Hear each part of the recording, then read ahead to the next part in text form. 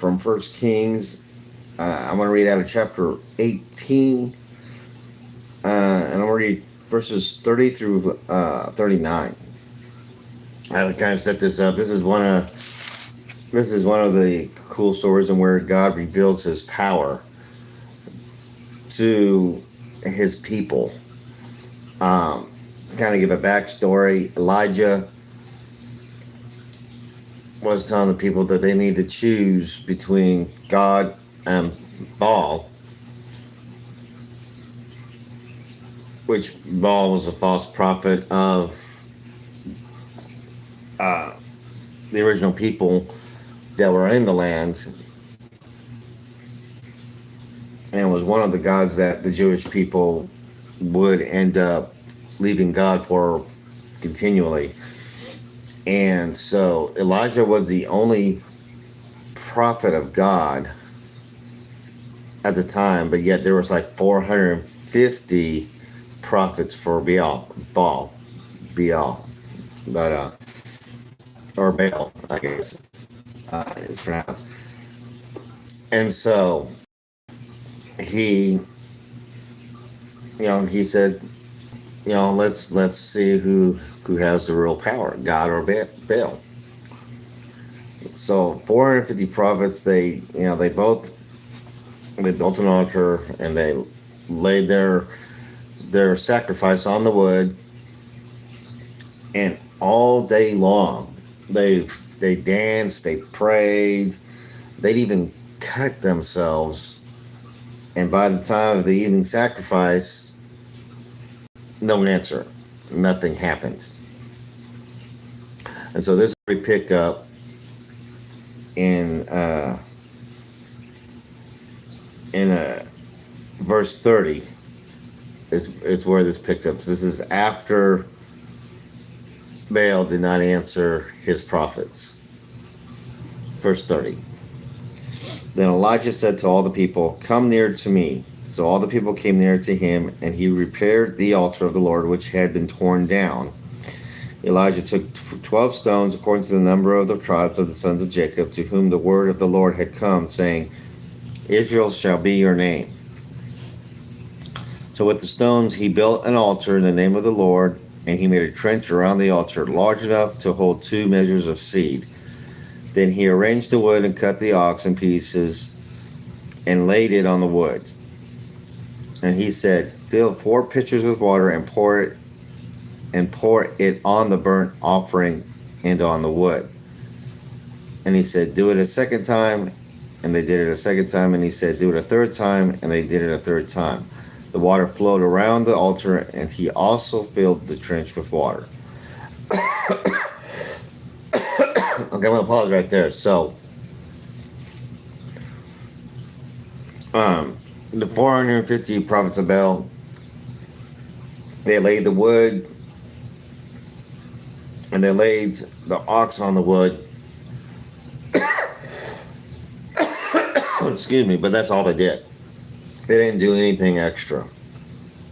Elijah, repairs the altar that was destroyed by these prophets of Baal, probably. Excuse me, I don't know what's going on this morning. But not only did he repair the altar, put wood on it, put sacrifice on it, but then he goes and builds a trench around it, and then had the people pour water on it, not once or twice, but 3 times. There was so much water that it was pouring out into the trench, and then to top it off, he had the trench filled completely up too. So his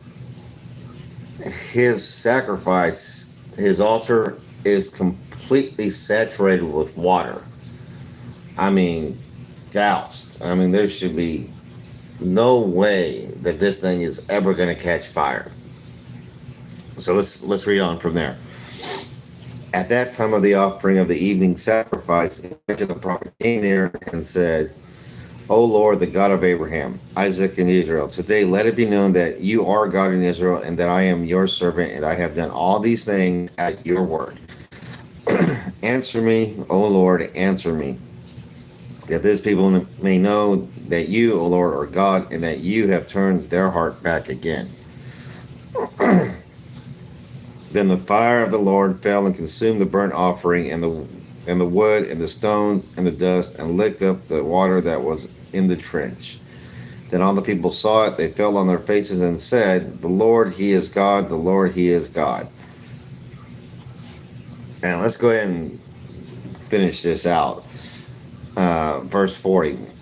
Then Elijah said to them, Seize the prophets of Baal and not let one of them escape. So they seized them, and Elijah brought them down to the brook Kishon and slew them there.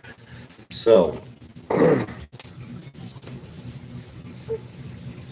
now here's the thing to remember.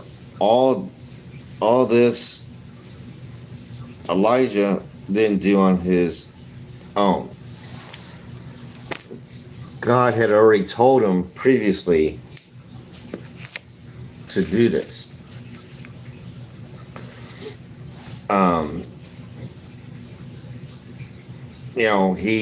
He's warned the people. He's performed other signs that God had told him to perform to prove to the people that God is alive, that God is real, that God is who He says He is.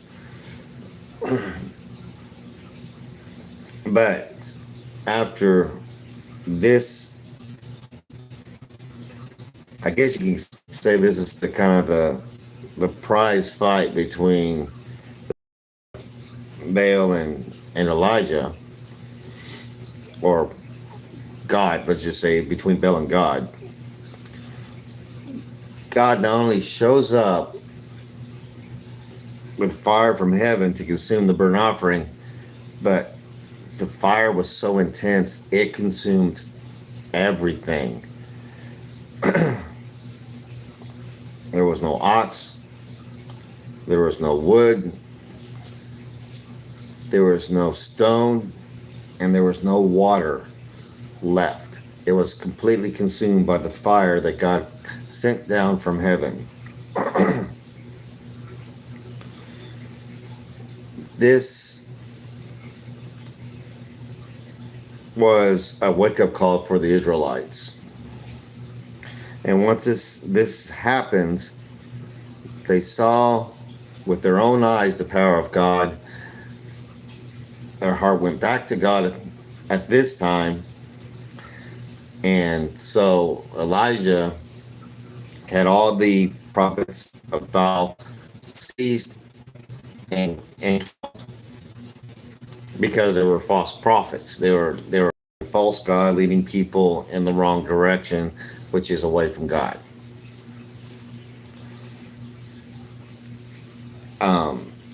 What kind of faith did Elijah have for this? I mean, it is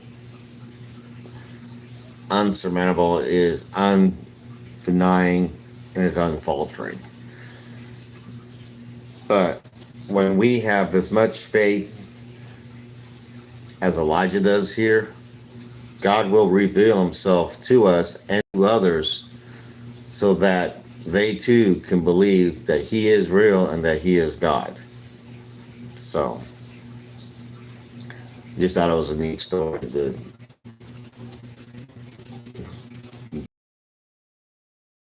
So, anyways, I love you guys. You have a blessed day, and we'll see you tomorrow.